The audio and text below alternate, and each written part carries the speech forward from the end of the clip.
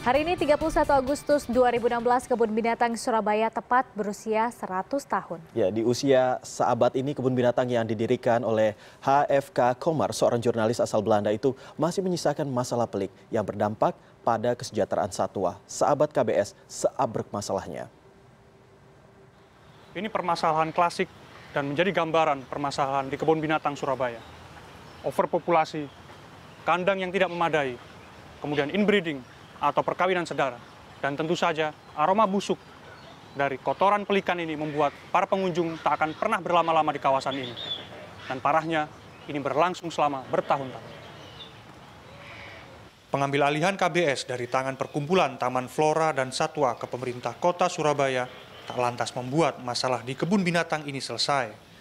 Gugat-menggugat masih terjadi, termasuk masalah kandang. Kerusakan kandang seperti ini sangat lazim terjadi di KBS. Konflik antara pengelola saat ini dan pengelola sebelumnya membuat perbaikan kandang semacam ini menjadi begitu rumit. Masalah apa yang masih menghantui, Bu, terutama masalah hukum ini? Ya, jadi masalah saling adu-mengadu, terus kemudian masalah aset yang coba kita selesaikan juga berdasarkan hukum dan peraturan yang ada di Indonesia. Ya. Itu berdampak ya, Bu, langsung pada kesejahteraan satwa? Betul, berdampak langsung karena apa? Bisa dilihat kandang-kandang yang ada sekarang, terutama yang di Aves ini kandang tua semua, berkarat dan lain sebagainya. Tentu kalau kita kan tidak bisa 24 jam mengamati satwa ya, tapi kan ada kemungkinan dia celaka terutama, terluka dan lain sebagainya, infeksi dan lain sebagainya, itu yang kita khawatirkan. Kandang banyak yang rusak dan sempit. Selain itu, masalah besar yang dihadapi pengelola KBS adalah kelebihan populasi. Kemudian masalah perkawinan sedara yang menyebabkan penyakit genetik. Ditambah konflik di antara pengelola yang berlangsung selama 23 tahun. Satwa pun terlantar. Angka kematian tinggi hingga KBS pernah disebut kebun binatang maut.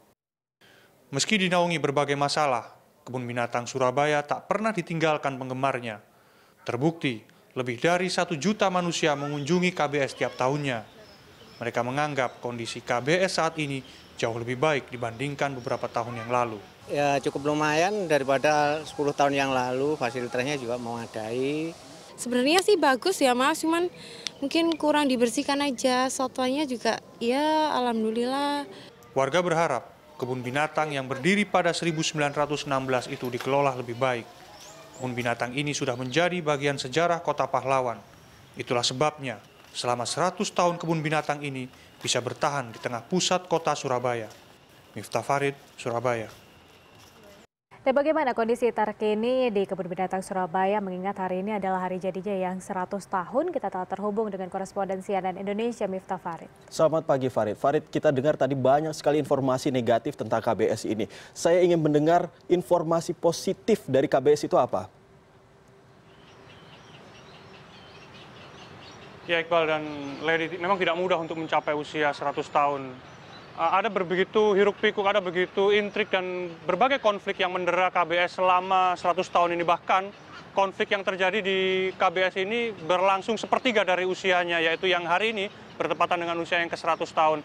Ada banyak sekali sisi negatif yang kemudian diberitakan baik media lokal maupun asing, yang kemudian juga dalam tanda kutip saya bisa katakan ada berita-berita yang membuli KBS, termasuk misalnya memposting foto-foto kematian satwa yang sudah berlangsung atau sudah terjadi beberapa waktu yang lalu kemudian di-post ke media online, media daring, kemudian itu seolah-olah menjadi informasi terkini.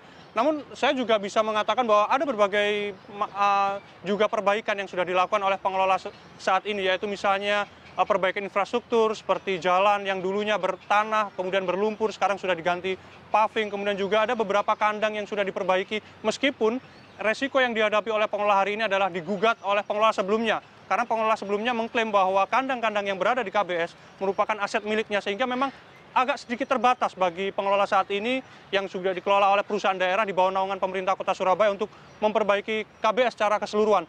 Namun ada satu terobosan yang sudah dilakukan oleh pengelola, yaitu bekerja sama dengan pihak-pihak swasta, BUMN, kemudian yang bisa menjadi bapak asuh bagi berbagai satwa, terutama satwa langka yang ada di KBS. Misalnya saya ambil contoh, dalam waktu dekat KBS akan melaunching akuarium baru yang ada di areal ini, kemudian yang ini disponsori oleh Pelindo 3, yang artinya ada pihak-pihak swasta yang sebenarnya care atau pihak BUMN yang care dengan kondisi KBS sehingga mereka mau meluangkan dananya untuk menjadi bapak asuh, menjadi orang tua asuh bagi satwa-satwa yang ada di sini, terutama satwa-satwa langka. Namun begitu memang ada banyak hambatan, banyak kendala, terutama konflik yang mendera. Memang banyak kemudian orang di Surabaya, terutama warga Surabaya, juga pecinta satwa di Jawa Timur tepatnya, yang menganggap ketika KBS sudah dikelola oleh Pemkot, ini masalah-masalah yang mendera sebelumnya ini menjadi begitu reda atau selesai bahkan sama sekali. Namun anggapan ini tidak begitu serta-merta terjadi karena konflik masih terus terjadi dan sedemikian rupa ada pembagian pemikiran dari pengelola KBS saat ini. Bagaimana kemudian mereka memperjuangkan kesejahteraan satwa, tapi mereka juga harus membagi waktu untuk menyelesaikan konflik-konflik ini, terutama masalah hukum yang mendera dari yang didera oleh pengelola saat ini, karena memang ada gugatan-gugatan yang dilakukan oleh pengelola sebelumnya ke pengelola saat ini. Dan satu hal yang menarik Iqbal dan Lady, bahwa KBS ini dulunya di tengah kota Surabaya ini hanya 2 hektar, namun sekarang sudah 15 hektar. Dan ini menjadi ikon baru, ikon lama Surabaya yang ada lahan 15 hektar yang tepat berada di pusat kota. Mungkin ini satu-satunya yang ada di Indonesia, kebun binatang berada di tengah kota. Maka tak heran beberapa tahun belakangan banyak sekali investor, banyak sekali pengusaha properti yang mengincar lahan ini dengan cara mengusir KBS ke pinggiran kota Surabaya, kemudian diganti lahan yang lebih luas sehingga lahan 15 hektar di tengah kota ini bisa dibangun apartemen, bisa dibangun hotel, bisa dibangun perkantoran. Namun kita bersyukur bahwa KBS 100 tahun tetap berada di pusat kota dan menjadi bagian yang tidak terpisahkan dari hiruk pikuk dari kehidupan masyarakat urban yang di Surabaya ini. Ini menjadi ikon dan menjadi kebanggaan bagi Surabaya bahwa KBS tetap berada di lokasi ini selama 100 tahun. Sama sekali tidak pernah tersentuh oleh penggusuran atau oleh pembelian tukar guling, baik oleh pemerintah kota maupun investor. Begitu Iqbal dan Lady. Apakah ada acara yang akan digelar di kebun binatang tersebut memperingati 100 tahun KBS, dan juga apakah ada upaya yang sudah dilakukan manajemen di sana untuk memperbaiki hubungan antar pengelola?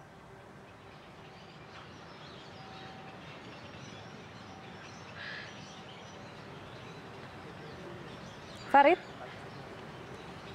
Ya Farid, sejauh ini apakah sudah ada upaya yang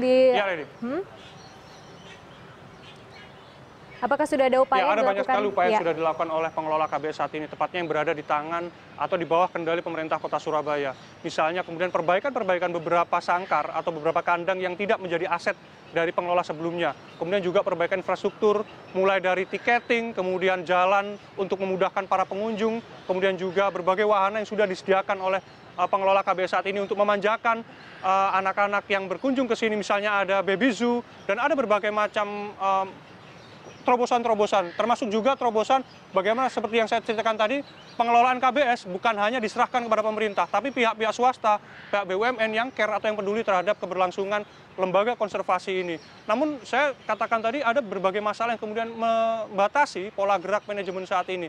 Dan informasi yang saya terima menurut Dirut KBS yaitu Aksita Tajudin mengatakan bahwa beberapa saat lagi atau dalam waktu dekat seluruh permasalahan termasuk pengelolaan aset ini akan dimiliki sepenuhnya oleh pihak pengelola KBS saat ini. Artinya ini menjadi angin segar bagi kesejahteraan satwa karena kemudian ketika aset ini bisa dimiliki sepenuhnya oleh pengelola saat ini, maka akan sangat leluasa kemudian untuk merenovasi kandang, misalnya kandang yang ada di belakang saya ini, kandang yang sudah rusak, berkarat, kemudian ini akan diubah menjadi kandang yang lebih representatif dengan kondisi habitat aslinya satwa yang ada di KBS. Kita ingat bahwa KBS bukan hanya lembaga atau kebun binatang belaka, tapi ini juga menjadi lembaga konservasi di mana ada berbagai macam satwa yang langka, misalnya komodo yang berhasil dikembangbiakan di sini.